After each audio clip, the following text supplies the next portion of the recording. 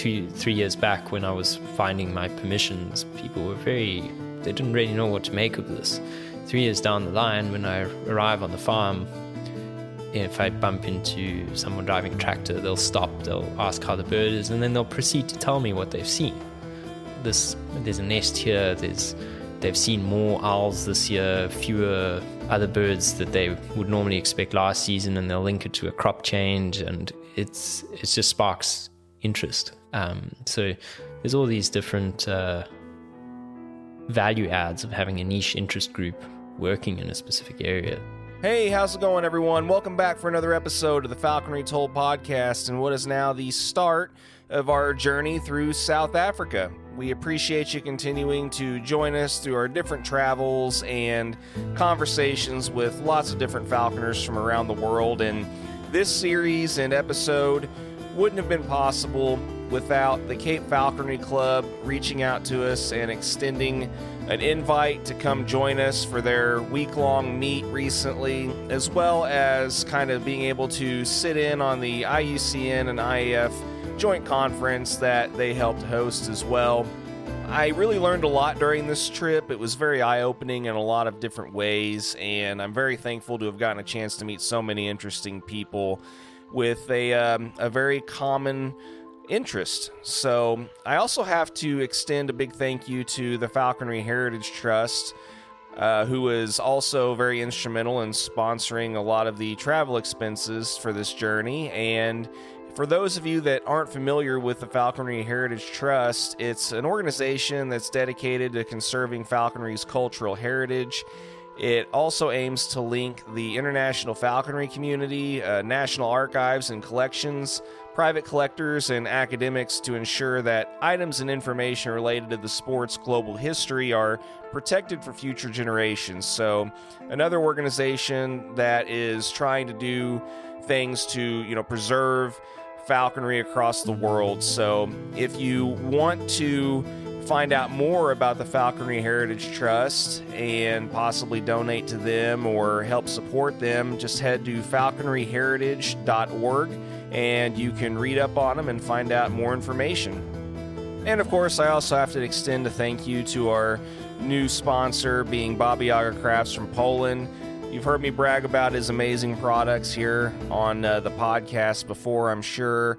But if you haven't had a chance to yet, I highly recommend that you head to Baba Yaga Goshawk on Instagram and check out some amazing pictures of some of the different things that he makes and crafts. It's good quality handmade stuff. If you check it out and get some, I'm sure that you won't regret it. So please check it out. And this first episode with Ricard was actually recorded kind of in between breaks at the joint IUCN IAF conference that we attended the first couple days that I was in South Africa around Cape Town. And I got a chance to steal him away for a little bit and get a chance to find out what falconry is like for him in the province where he's located, and find out some of my initial, just kind of information about how things work in South Africa for falconry, amongst other things. So I hope you enjoy the start of this series featuring falconry in South Africa, and I will go ahead and turn things over to this conversation for you to enjoy. So here we go.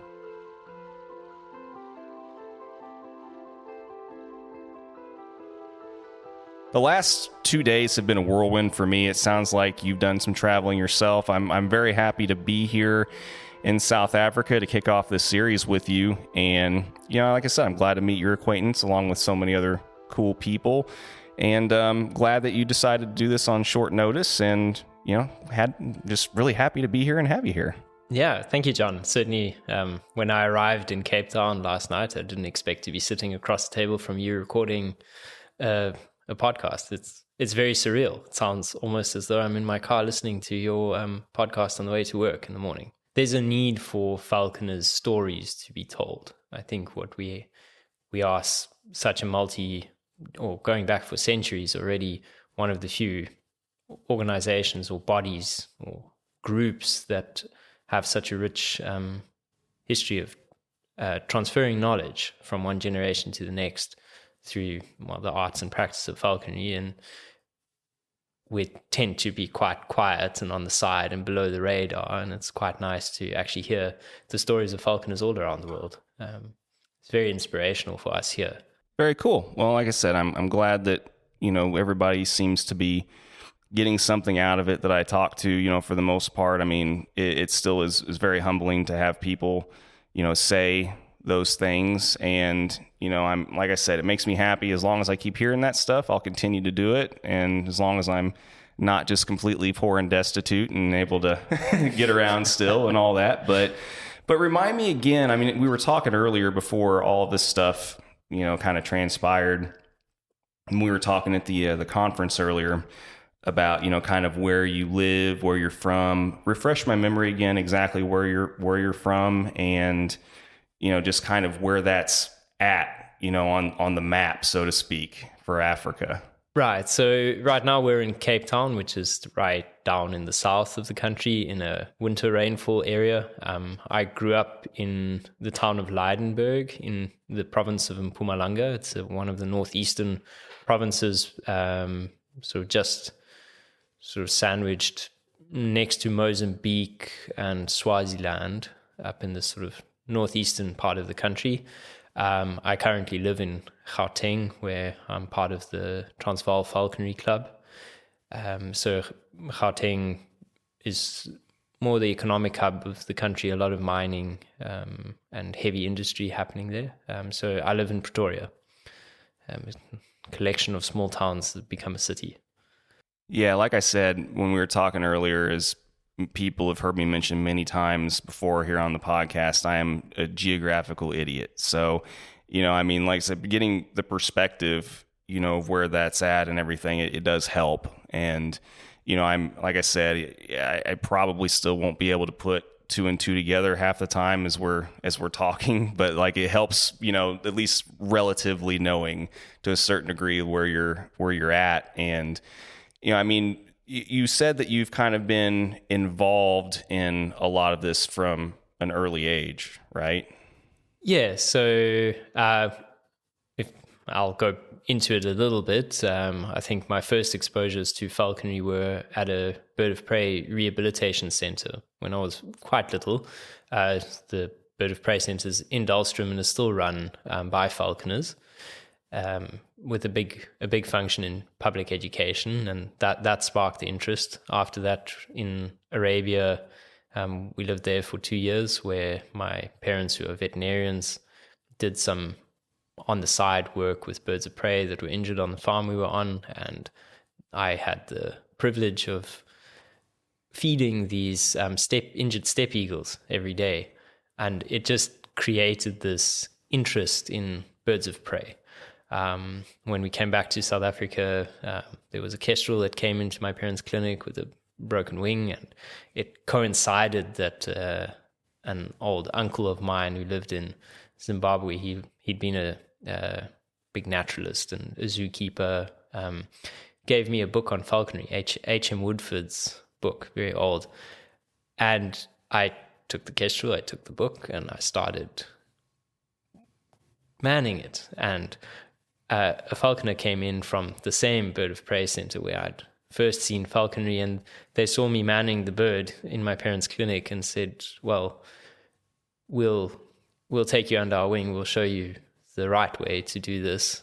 And they helped me register with our club, and they became my mentors, my sponsors. And from then on through high school, I flew African Goshawks, much to my enjoyment. Every afternoon after school, I would walk all the way out of town, hunt on the edges of town, trying to catch doves and anything else that flew. It was fantastic. A nice start in my career as a falconer.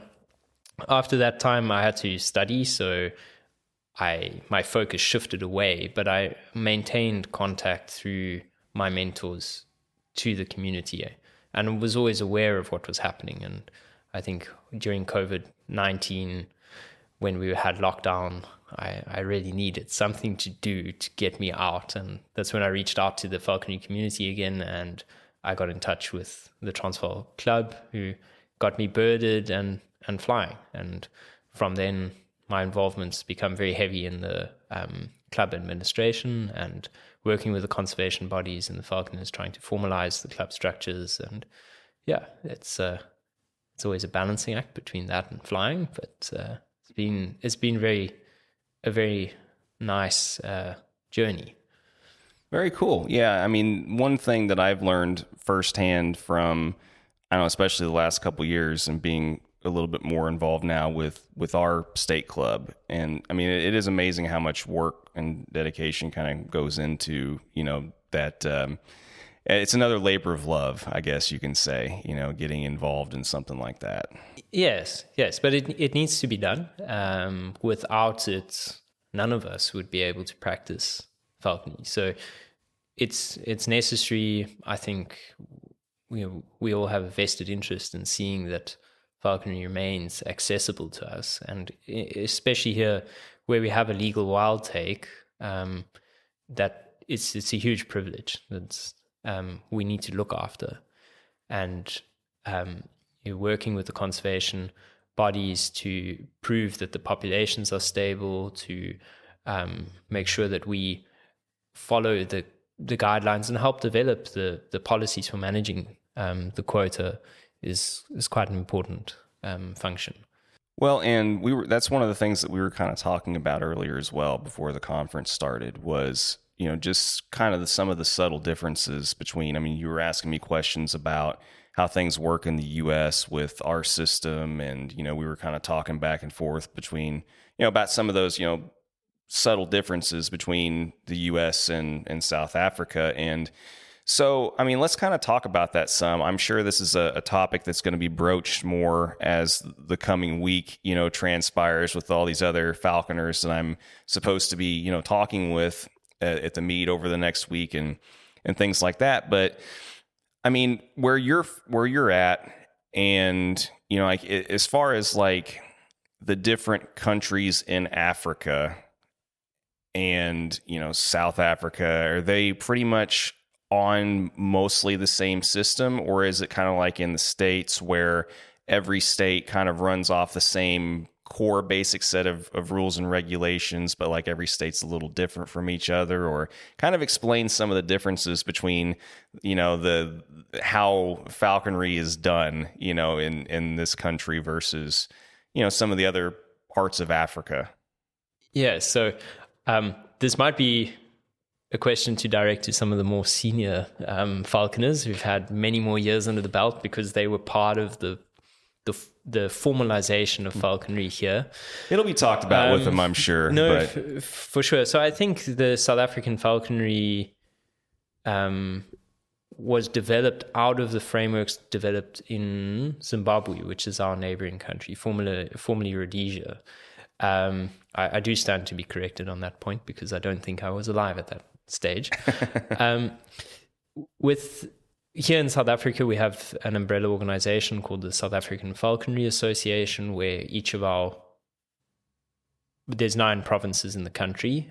Each province has a nature conservation authority managing their natural resources. So typically in each province, there's 1 or 2 clubs in which the falconers are organized, and they all belong to the South African Falconry Association. So that's a sort of governing board where all the falconers from every club put forward representatives, and we deal with national and high-level topics and are able to advise clubs and get everyone working in one direction, so that there's a convergence of policy or convergence of directions in which the different falconers are working on their local level. Within each of the clubs, we follow a tiered structure very similar to what you have with apprentice, general, master. Here they call them grades. We have D grade, apprentice, C grade, which is intermediate, a B grade, which is your general falconer, and then A grades, which are masters. And there's a route that follows species that matches species to competence to grading. So there's a structured mentorship plan there's mentorship, and then there's a structured progression plan through the different species and grades as you master certain competencies. I think we have a very, very diverse number of birds of prey here that are available to us, and mastery of one group does not necessarily mean you have the skill set required to take on long wings or the micro short wings. So there's a lot of these little parcels of information that you need to master. And within such a small falconry community of only 112 falconers in the country, you end up having to network nationally anyway. That gives a loose idea of the structure here in South Africa. Gotcha. So as far as like your ability to work with other species, that's totally dependent on other people's view of your overall competency level then, like as far as, you being able to move on to different species or whatever, like other people have to, basically clear you for that, before you can move to the next tier then. And is that kind of sort of in a way how that works then? Yeah. So it's typically a review by the respected senior falconers and your mentor makes the recommendation, and the other senior falconers have their views.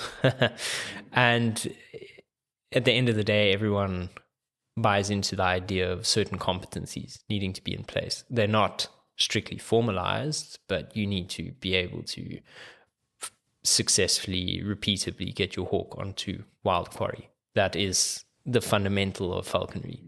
So yeah, your direct mentor has the most weight in the discussion, but other people still have kind of input as far as your ability to advance. Then, in other words. Yes, I think that's the general golden thread there. Yeah. Yes. Is there a particular like time limit that you have to spend, like certain amount of hours in the field that you have to spend with different people who are making the decisions on whether or not you can advance to these other levels, essentially? Right. So formally, no. Informally, sure. If nobody's seen you fly, nobody can vouch for your competency. Sure. So it's the onus, certainly within Gauteng, is for the falconer to make sure that he networks.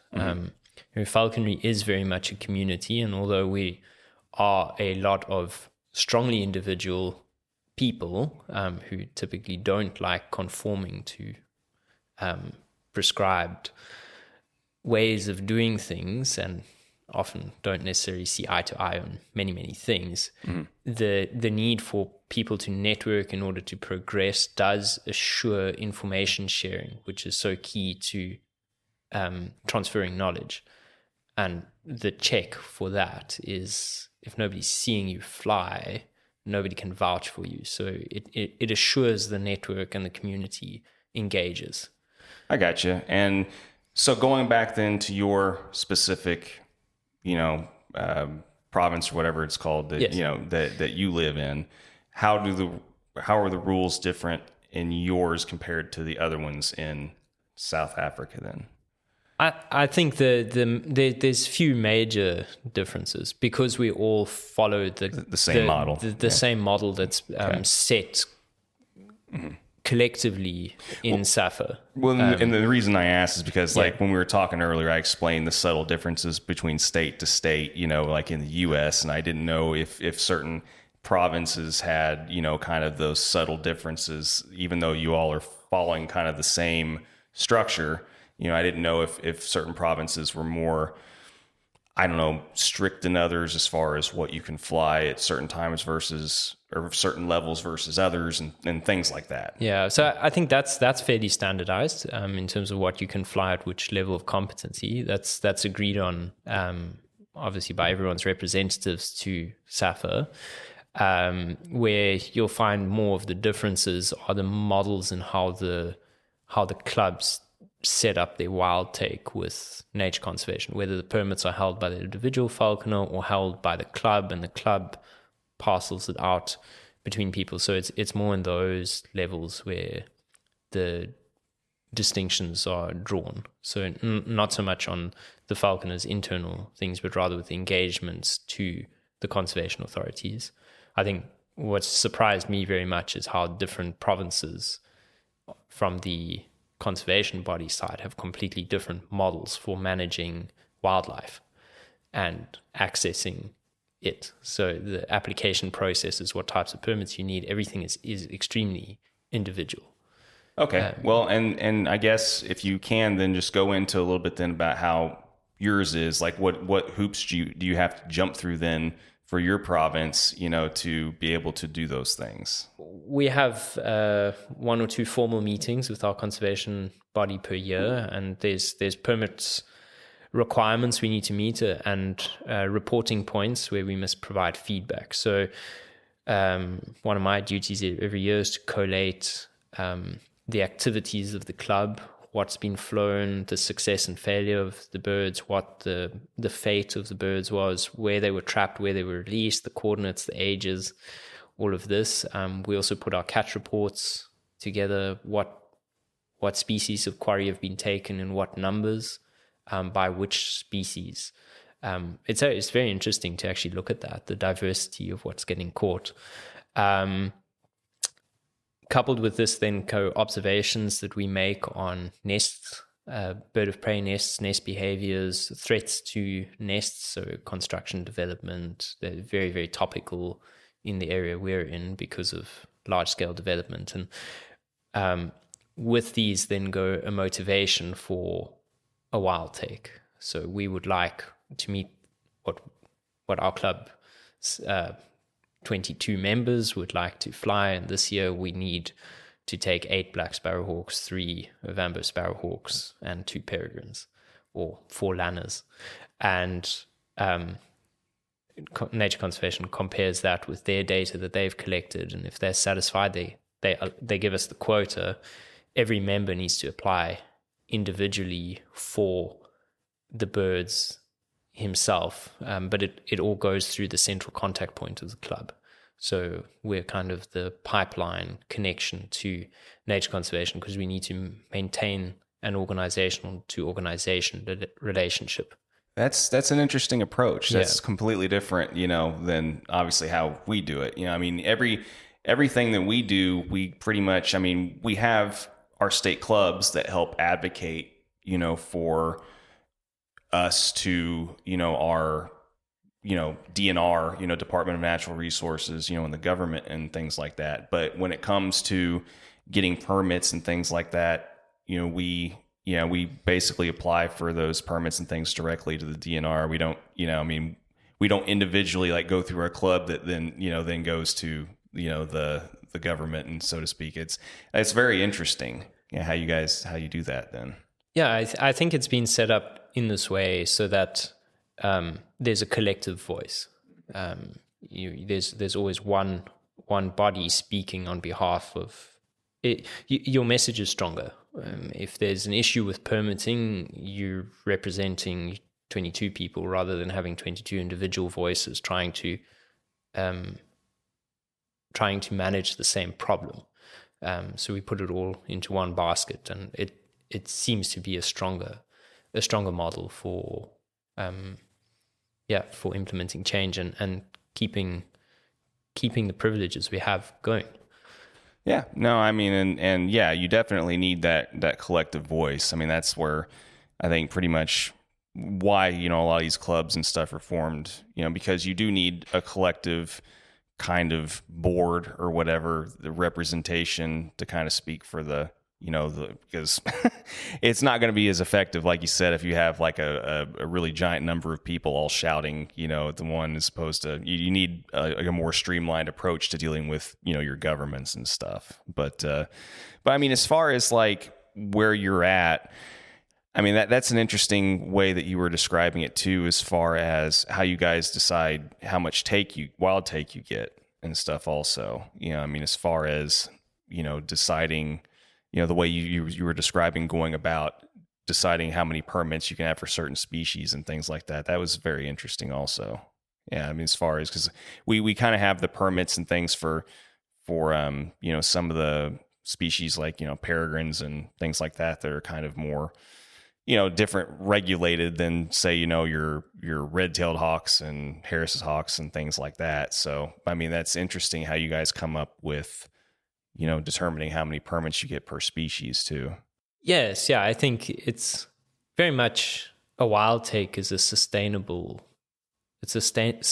take. So if you can show that the population can sustain it, then there should be no reason why not to take it. And particularly if you view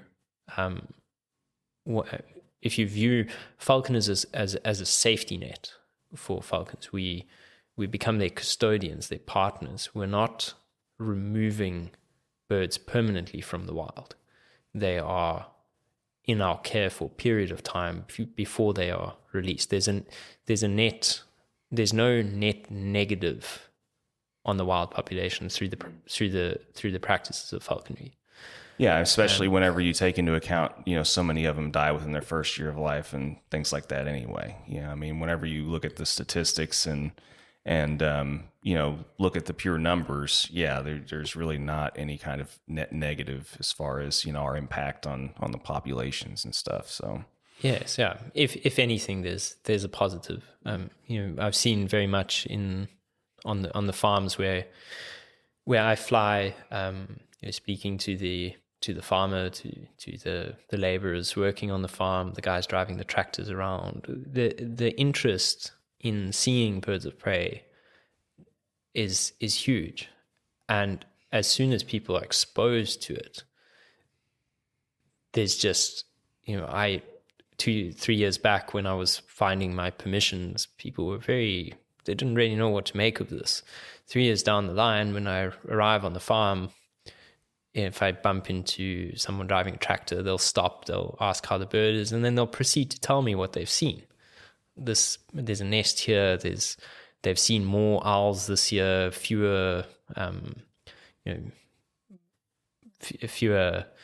other birds that they would normally expect last season, and they'll link it to a crop change, and it just sparks interest. So there's all these different value adds of having a niche interest group working in a specific area. Yeah, and I agree. And learning how other countries and places do,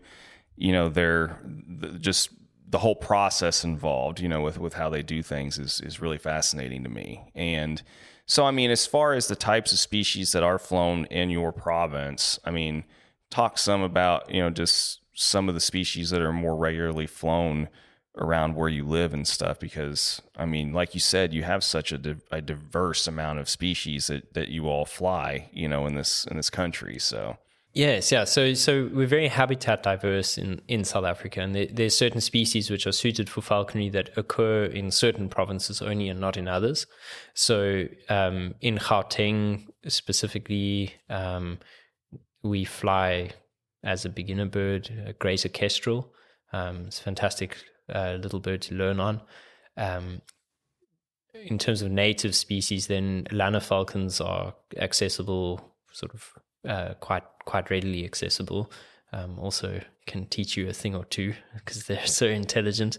Ovambo sparrowhawks, from a sort of smaller short-wing perspective, are superb.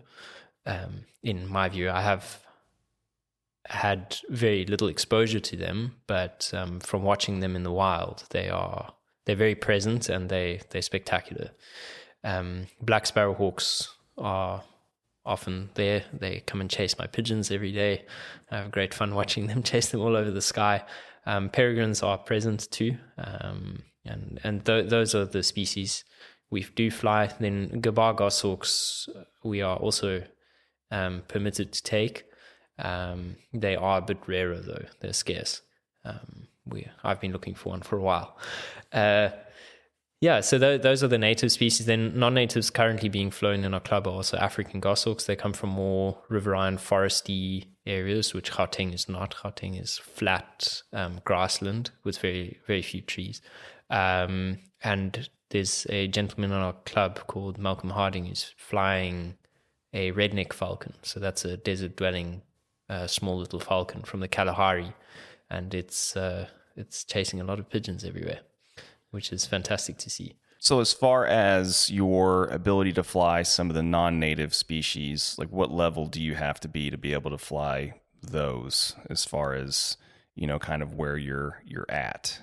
So provincial, so non-native, non-regionally native birds like African goshawks, they'll just fall under where they fall in the South African Falconry Association tier. So an African goshawk is a C grade bird. It's would be sort of intermediate between I suppose more senior apprentice type bird. But you find there's people who have only flown them for years and years and years. They quite an adaptable species. And yeah, otherwise it's general falconers flying, accessing redneck falcons and things. Exotics as peregrines from out of the country or Joe falcons. They're not that common actually up in the northern part of the country, and that's primarily the preserve of the master falconer. And as far as, just some of the birds that you kind of have had to fly, in your career thus far, I mean, which did you start off with, and, which to this point do you think you have the most, or do you have the most experience with, I guess, to this point? So certainly African goshawks. I've flown 3 across five seasons, and I grew up watching them. Which in Mpumalanga, where I grew up, they're fairly common, and if you know where to look, it's quite spectacular watching them fly ambush hunts. They work the forest margins, flying and catching things as they move along the edges. So what was very interesting is taking those observations and my experience on my first 2 birds and bringing that into Gauteng, which is a flat grassland. And the style of falconry needs to be very, very different, but you can still get them to work an ambush technique if you know your landscape really well. So they'll work the ridge lines or the little stream beds and things, wherever they can get an advantage to try and ambush quarry, they will work it, provided you give them the opportunity. That's the species I'm most comfortable with. I've had 2 seasons with the Lana falcon, which was a big change, moving from the short wings up to big long wing. I definitely wasn't expecting to be spending so many mornings in the frost trying to find my falcon.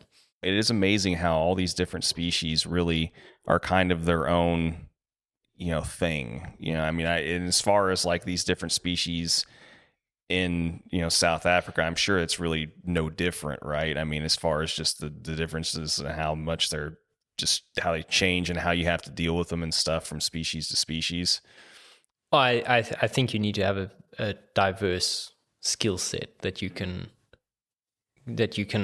apply to the different species, but even within each species, every bird is different. So sure, having a toolkit is there. And on that stream, one of the birds I didn't mention when you asked me about what we fly in our province, about 2 years ago, we were able to motivate for 1 African hawk eagle in the club, and the historically African hawk eagles have been flown at night, which is not permitted in our province at all. So people used to lamp them.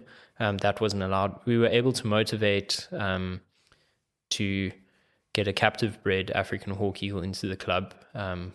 It's being flown by Ernest Blichnoot, our former chairman, and he's flown very, very successfully at hare only during the day, and he's breaking the perception of the past on how they should be flown by collecting all his different experience with black sparrowhawks, and he's flown a few Harris hawks and a couple of other birds, and putting together conversations with people from all over the country, and he's managed to work it into a new model for flying African hawk eagles. So it's quite groundbreaking for us to have been able to motivate for a species we weren't actually allowed to fly previously and be able to turn it into a success. Added challenge that it's on the edge of a big city, so we had to write how the hawk eagle would not be catching people's pets and all these things, which is a significant risk. But yeah, so far so good. Well, that's good. Yeah, and like I said, it's one of those deals where, you, I don't know, how do I want to put this? It can't be done until it's done, so to speak. And that's one trend in falconry, especially, that I've noticed is, everybody, since nobody's done something before, it seems like, everybody's always quick to say that something can't be done until it's done. And then all of a sudden everybody wants to know how to do it, I think that's quite general in life, in many aspects. Yes. Yeah, for sure. Yeah.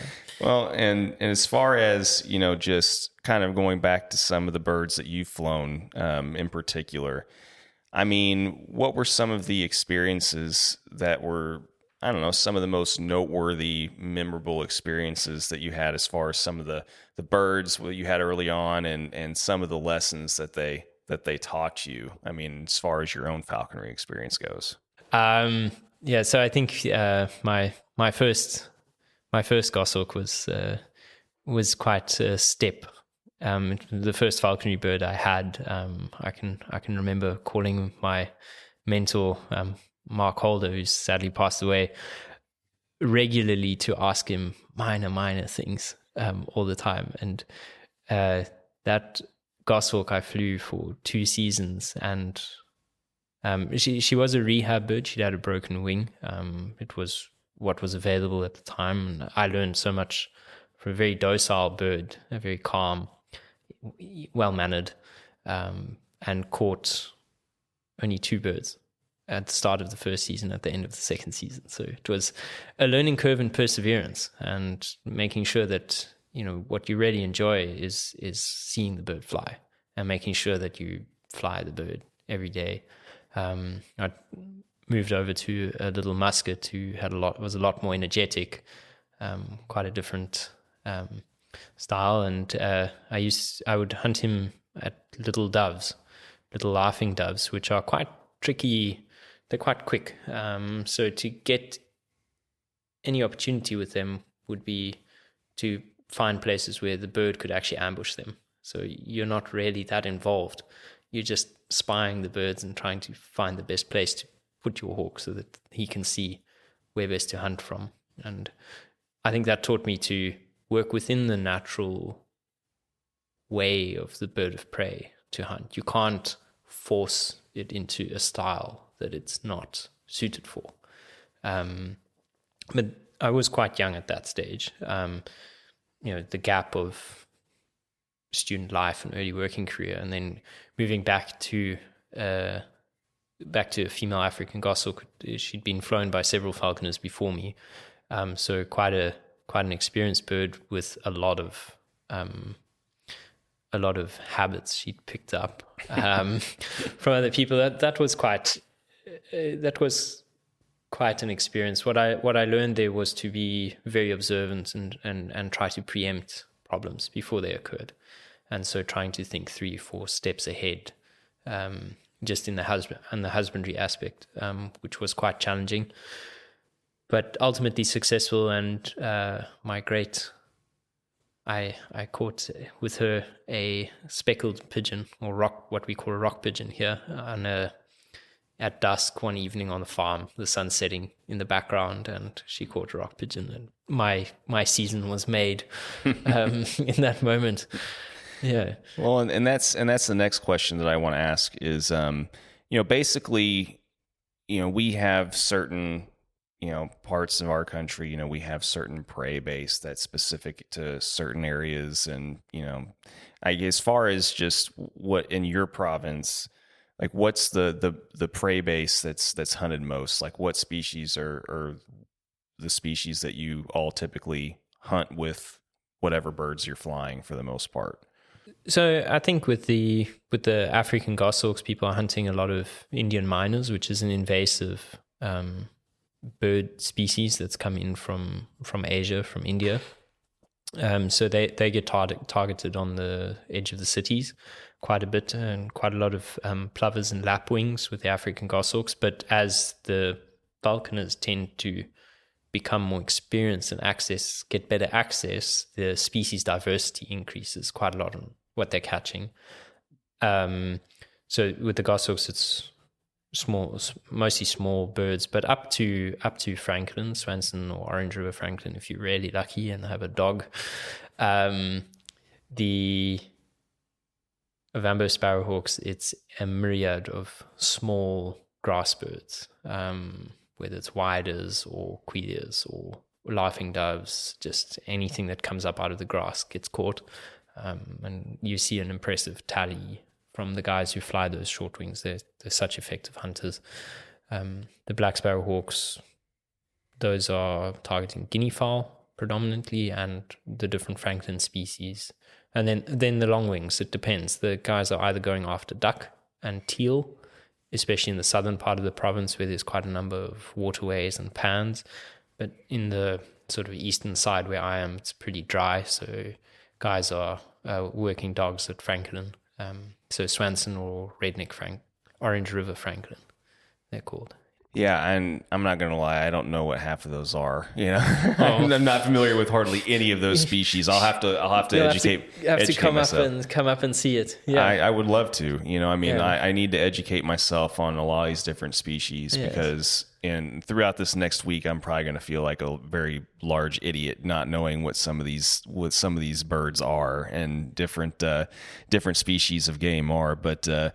That's part of the fun of doing this. Yes. I'm happy to learn more. Yeah. So, and the folk with their Lana falcons are catching a lot of doves. It's the one quarry you can be guaranteed to present because we have an artificial cliff in the city that's harboring huge quantities, and they all move out every day to the farmlands to go and feed. So your one thing you guarantee to find every day is pigeons. It's both a problem in terms of check and an opportunity. So Lana falcon specifically, there's been a lot of good sport in the last 2 years with the guys targeting doves. It's very accessible.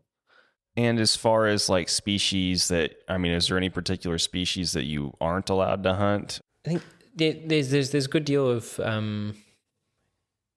pragmatism from the conservation body side, in the sense that they understand that you can't control once your falcon is flying free, you have no real control, and you can increase your chances of your bird chasing a particular quarry by controlling a flush, but you can't control it to the extent where you can guarantee it won't catch certain things. So there's an understanding that we should avoid certain species, but if they do get caught, then we should notify them, and I think there's a let lie policy, so you don't take it home.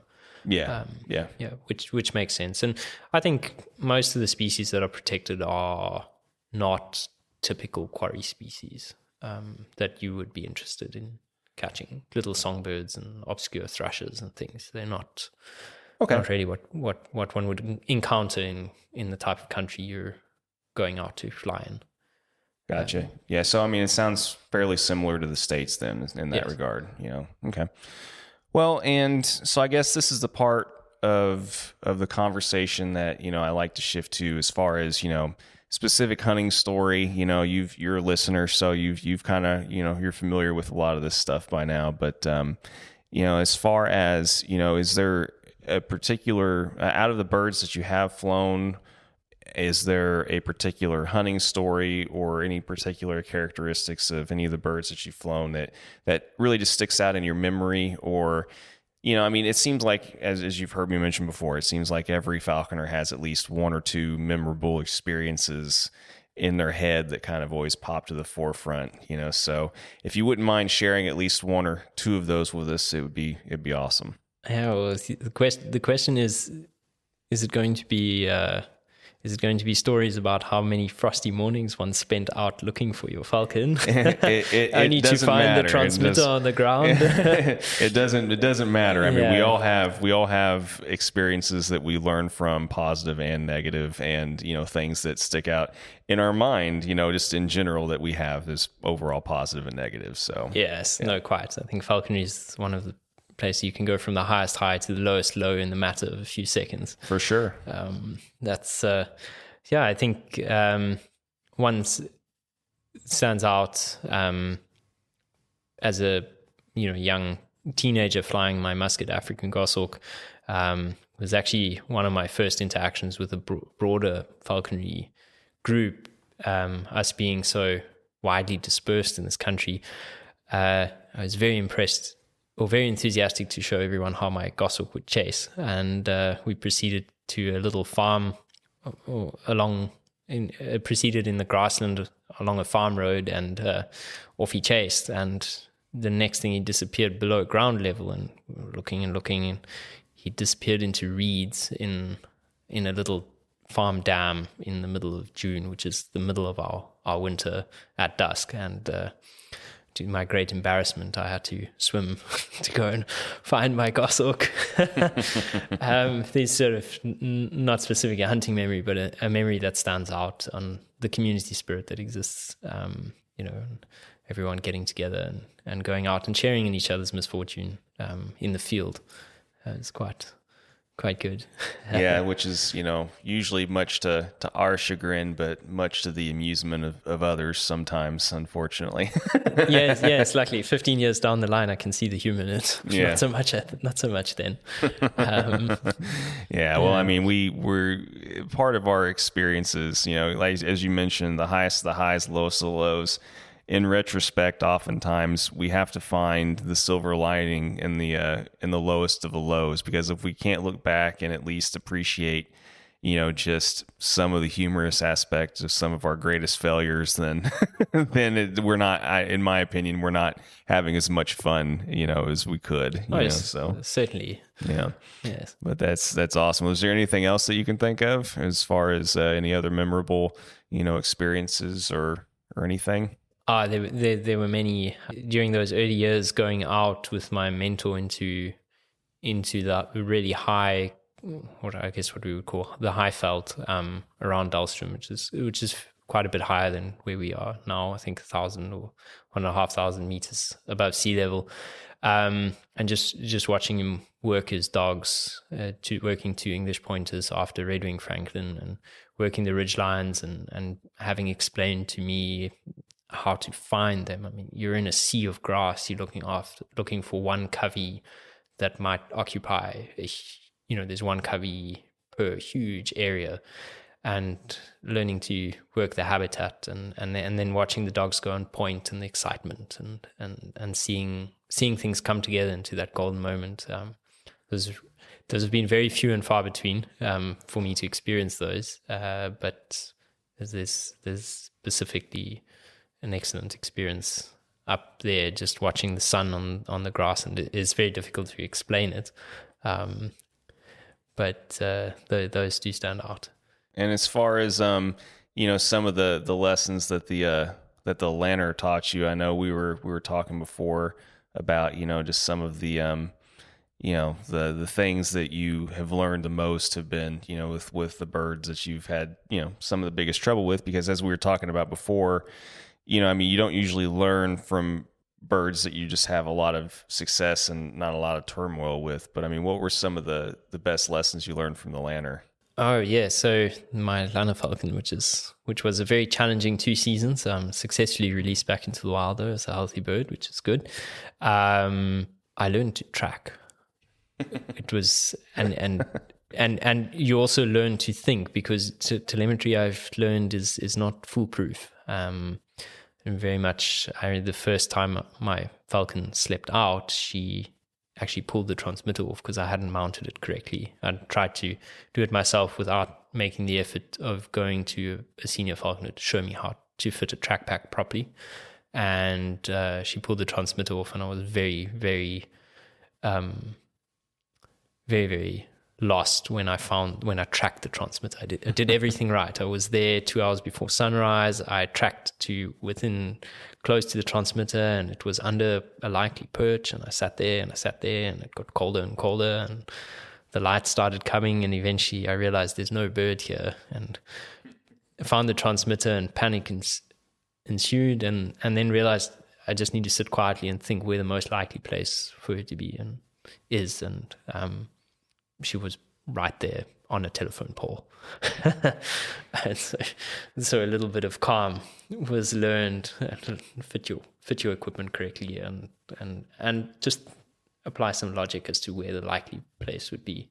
Yeah, I mean, there's a lot to be said for, and we've talked about this before too, like, I mean, learning the traditional ways that people used to have to do things before, a lot of the advent of a lot of the current technologies that are available to us. There's nothing wrong with that, because you never know when you'll end up needing to use it. Because like you said, I mean, you never know when a transmitter is going to just randomly stop working, or, whatever the case might be. You need to learn. It's just part of being a well-rounded falconer, so.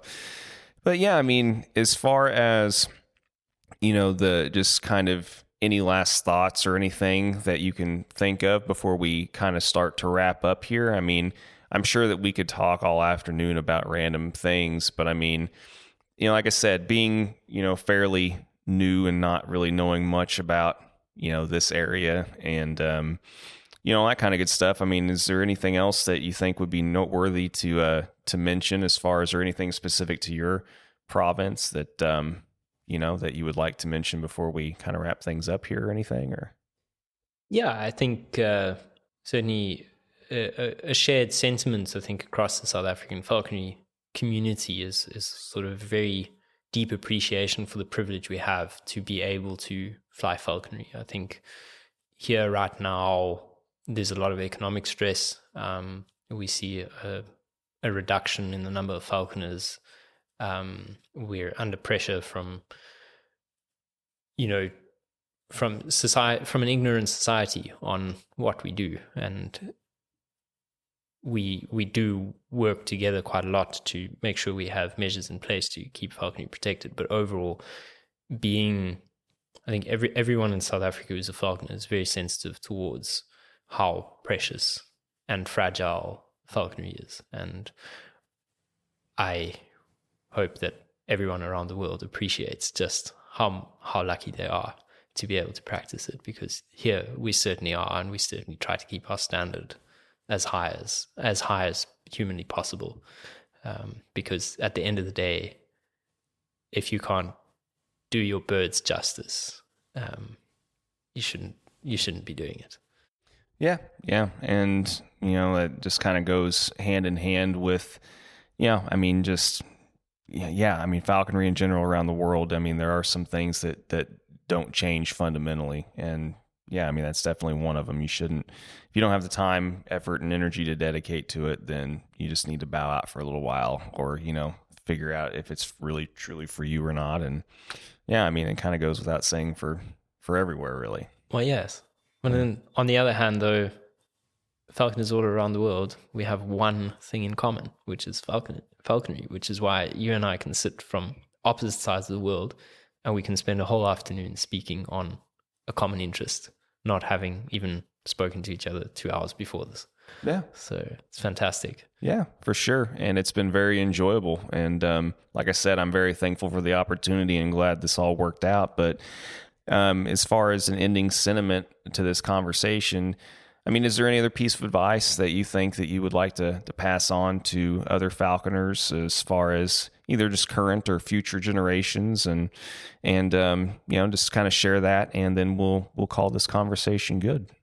Yeah, I think what makes falconers is people getting out on the ground and putting their birds onto real quarry. It really is the definition of falconry, and I think everyone must stay encouraged and keep getting into the field and keep including more people. Falconry is very niche, and we do need more falconers, as difficult as it is definitely something we need to expose people to. Well, like I said, man, I appreciate you doing this on short notice. And, like I said, I'm glad we were in the right place at the right time to be able to do this and make this work. And, appreciate your time. And hopefully whenever, I don't know, there will be a round 2 eventually, hopefully someday, we'll see. But I would love to try and make it up to your neck of the woods and, see some birds fly. And, like I said, I unfortunately there's not enough time in the world, but I appreciate yours and for being here today. Yeah, thank you, and everyone is welcome. South Africa is a welcoming place. If you want to come, just let us know. I'm sure we can put people in touch with who they need to speak to see falconry in our country. Yeah, perfect, man. Well, like I said, thank you again so much. And otherwise, I guess we'll go ahead and wrap this then and head back to the conference and see what else we can get into the rest of the day. Yeah, for sure. It should be interesting. All right. Thanks a lot, man.